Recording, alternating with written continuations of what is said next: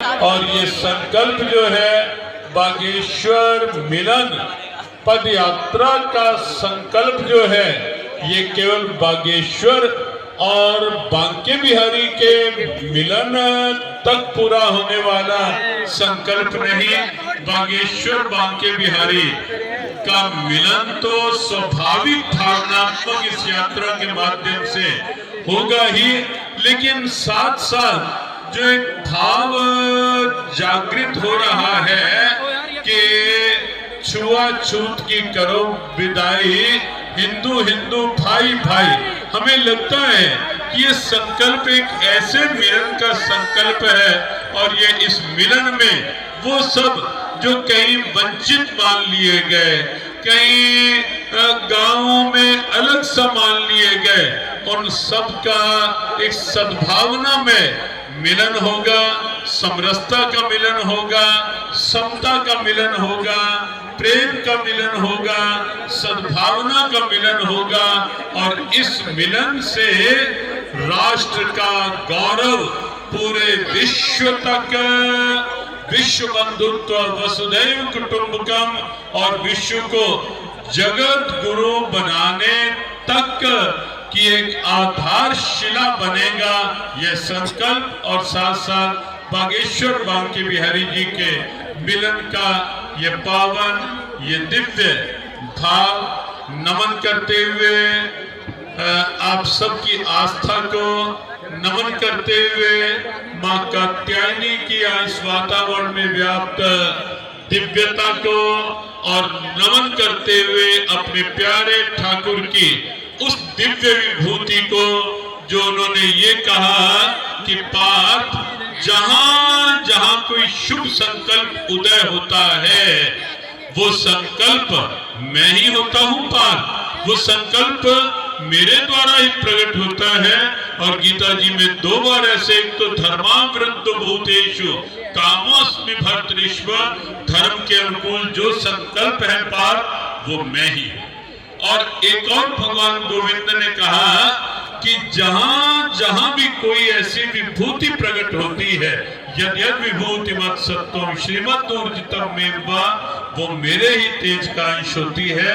निसंदेह हमारे प्यारे ठाकुर के तेज का बहुत दिव्य अंश हमारे आदरणीय बागेश्वर सरकार धीरेन्द्र कृष्ण जी के भीतर प्रकट हुआ है।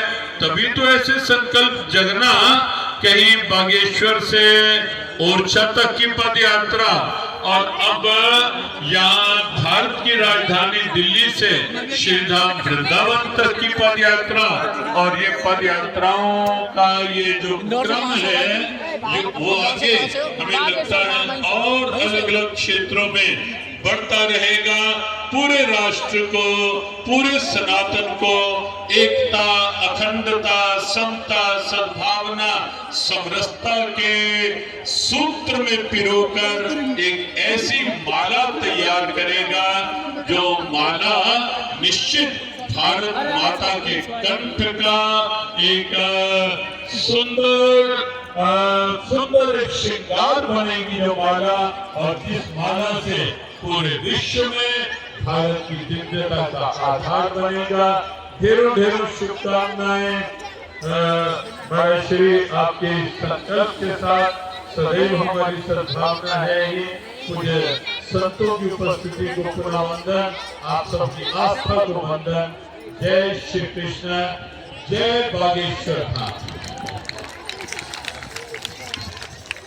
करतल ध्वनि से अभिनंदन करिए पूज्य गीता मनीषी जी महाराज का, जिन्होंने घर घर गीता पहुंचाकर भगवान कृष्ण के संदेश को इस देश के हर परिवार से जोड़ा है। और आज उनके प्रारंभिक आशीर्वचन के साथ इस यात्रा को भी एक नया संकल्प, एक नई ऊर्जा मिली है। मैं आग्रह करता हूँ लोकेश मुनि जी महाराज से कि वे भी अपना आशीर्वाद हम सभी पदयात्रियों को प्रदान करें इस अवसर पर। तालियां बजाकर उनका भी अभिनंदन करें।